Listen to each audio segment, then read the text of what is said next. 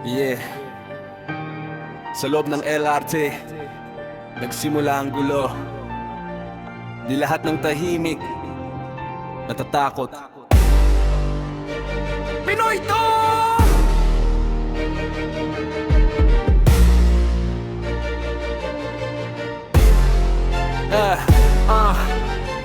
Rush hour, siksikan sa tren, biglang may sigaw, parang gustong mag-eksena. Filipina! Sabay ulit, Filipina! May video pa, akala mo astig ang drama. Tahimik ang karamihan, walang gustong sumagot. Pero may isang Pinoy, hindi basta luluhod. Humarap ng diretsyo, walang takot sa mata.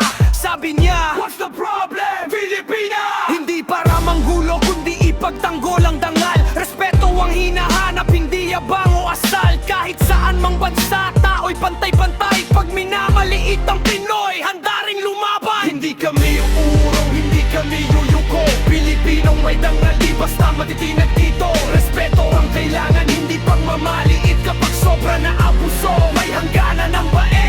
Lumaki ang tensyon, dumami ang tao. May foreigner pang isa na tumulong sa kapwa. Sigawan at tulakan, mabilis ang pangyayari. Lahat gustong awatin ang init ng sandali. Ang mahalaga sa dulo, respeto ang panalo. Hindi lahi ang sukatan ng tunay na pagkatao. Kapag may pangapi, may tatayong matapang. Pinoy manodayuhan, pwedeng maging kakampi. Hindi kulay ng balat ang basihan ng respeto. Hindi rin ng pasaporte ang sukatan ng tao. Kung gusto mo ng gulo, may katapat kang lakas.